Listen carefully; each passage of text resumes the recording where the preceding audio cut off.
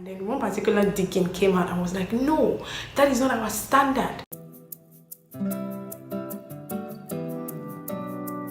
Hi guys, welcome back to my channel. My name is Fadekemi.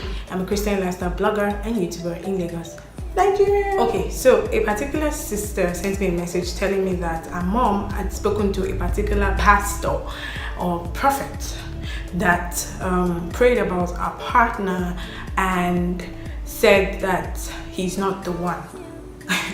So she was asking me that what do I think? Do I think that pastors have a right to tell us who to marry?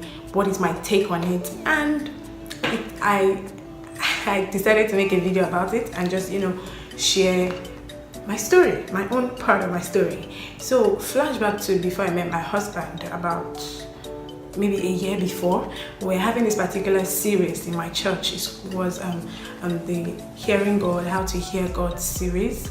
And I remember that after my pastor had finished teaching, he now I remember this very well because he called me out. He called me out and he asked me that if a brother should come and ask me that he wants to marry me, what would I do? And I was like, as at that time I was single, I'm ready to mingle. Okay, I don't know if I was ready to mingle, I can't remember, but I was single clearly. So me, I was like, well, I'll pray about it, because that was the first thing that came to my mind. And then my pastor asked other people, what do they think? And then one particular deacon came out and was like, no, that is not our standard, because I'm a worker. I was a worker in my former church. That's the church I was when I was single. And he was like, no, that's not the standard. The standard is that when someone comes to meet you, the person wants to marry you, that you have to come to your pastor or your leader and tell him, and then tell that person to come and meet your pastor. So basically what it was saying is that I don't have a right to just start dating someone if I tell my pastor. I have to tell the person to come and meet my pastor, so that we know the seriousness of the person. And then when the pastor speaks to the person, pastor will, ask him his church and all of that. So some other people were like, no, they don't agree. So a lot of people had different disagreements, agreements. Someone was like, oh, what if he doesn't come to your church? They were like, yes, he can still come. Another person stood up. I think she was married at that time. She was like that. Yes, when she wanted to marry her husband, that she told her pastor, but she also prayed. That they cannot say that the person should not pray because he wants to tell the pastor. So we now all came to the conclusion that yes, pray, but also the person has to meet your pastor before you say yes. Because my pastor was like, many of all these youths in this church, they will just be dating themselves. They won't tell us. Then when they want to marry, they'll just come and tell us. Later, you will have problems in your marriage. Well, thank God I wasn't married at that time. So thank God they said it, because me, I wouldn't have done it. I did not know that was the standard of my church. So flashback to when I now met my husband, or when he officially now told me that he wanted us to date. I made sure, because I remembered this conversation that particular day, that Bible study day. So I prayed about it, told my mom about it. My mom prayed with her own pastors. But of course, I had my confirmation before I told my mom. I wasn't telling her because I wanted her to give me an answer. I prayed and knew before I even told her, just to tell her, because my mom, I can't tell my mommy when I'm engaged already. She will not agree. She will still ask her pastor. So I just told her before I said yes, so that we're on the same page. Hallelujah. So after that, I told my pastor about it, and I told him I had prayed about it, but just to tell him as a way of accountability and honor. So he said, okay, fine, he'll be praying along, but that I should bring him to see him. So he came to see him. He asked him, how are you? Are you born again? What church do you attend? Told him to bring a letter from his pastor to be sure that yes, he really knows what he's doing, that kind of stuff. So that was how I got my own confirmation from my pastor. I spoke to my pastor, and my pastor did not have any hard feelings or anything.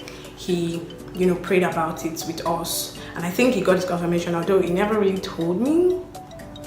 But I think he had his own peace about the issue, so there was no problem. I've heard of many sisters who a prophet told them, oh, it's not the one. A pastor told them, oh, it's not the one. But they don't know, because they don't have personal conviction about that matter, and so they can be easily swayed. So what would I say about this? I'll say that if your pastor tells you, or a prophet or whatever tells you that the person is not the one, What is your own personal conviction about it? What is your relationship with God to the extent that you can now say, yes, I can be sure that yes, God really told me? Because many of us, we don't have a relationship with God. We don't hear God. We don't speak to God. But when it comes to now looking for a husband, you now suddenly start hearing God. You want to hear God. You won't be able to, because it's not a consistent thing that you've been doing before. That is usually the problem. It will be harder for you to hear concerning marriage suddenly and not use your feelings to judge if before you haven't been hearing. That's why I always tell sisters, brothers, everyone really, that be sure that you have a personal relationship with God. Hear God about your career. Hear God about your mom, your dad, your friends. Hear God constantly. And then when it comes to marriage, it won't be so hard. It won't be so tough. It will be easier. And then you can now seek confirmation from others. In the New Testament, we're all priests. We're all prophets. Okay? Nobody is a prophet over anybody. If you go to see your pastor, it should be after you have prayed. Then your pastor will give you confirmation.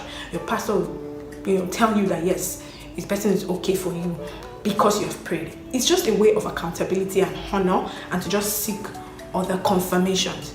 Seeking other people's confirmation, asking other people to pray for you concerning a spouse, should not be the first thing you do.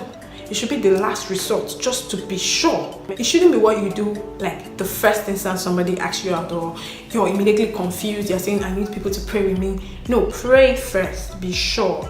Then you get other confirmations. Now, if you're not getting confused in your place of prayer, you're not getting the peace, it's better not to say yes to the person. That's the mistake people always make. They'll say yes first, and then they will not start praying. Your feelings will cloud your judgment.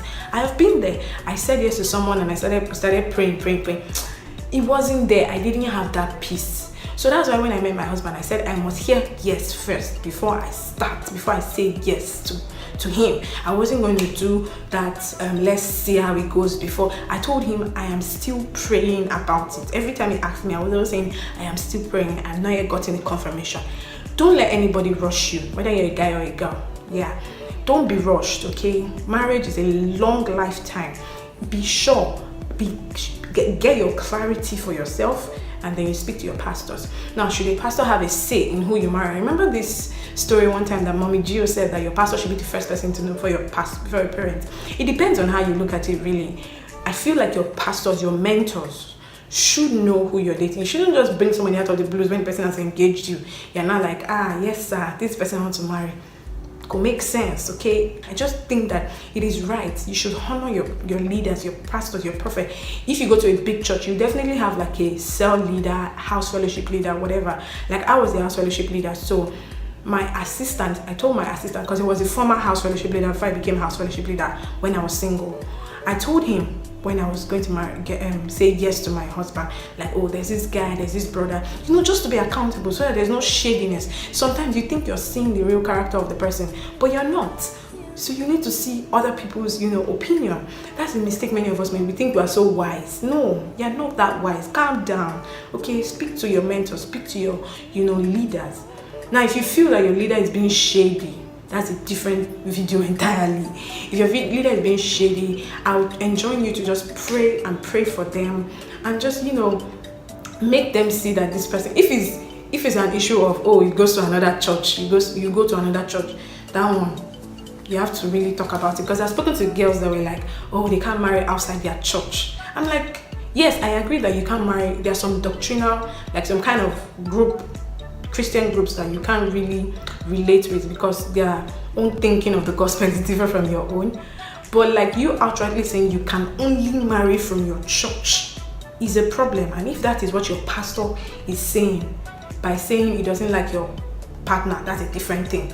Then you have to, stand your ground, okay? So far you're sure that you have your conviction. At the end of the day, it boils down to conviction. What is your conviction? Whatever your conviction is, will determine. And you cannot say you've prayed, but every other person you're asking to pray with you, they're all saying no. Only you are hearing yes. There's another problem too. So yeah, I feel like God is not an author of confusion. If God is really giving you a yes, you would know, you'll be clear, you have peace. So if your pastor doesn't like your partner in that's who you want to marry, or who you want to marry, sit with your pastor, have a conversation with him. What did he see? What is he seeing? If it's all those little issues like, he's a different tribe. Oh, he goes to a different church. Oh, but if he's on like spiritually, maybe he's seeing something that you're not seeing. Take time to fast and pray and just stay with God and really get your answer for yourself. It will be good for you. Okay, your pastor will not always be with you forever. In the marriage, the pastor will not be with you. What are your thoughts on this issue? Do you think that your pastor should have a say in who you marry? Your pastor should at least give confirmation. I want to know your thoughts. If you're married, tell us your story below. We want to know. Yes. Please remember to subscribe. If you're new here, subscribe. Don't just watch up what it is. Don't watch and just go. Subscription is free. Like, it doesn't take anything from you. Subscribe and hit the notification bell. That bell beside it, hit it. And I'll see you guys in my next video.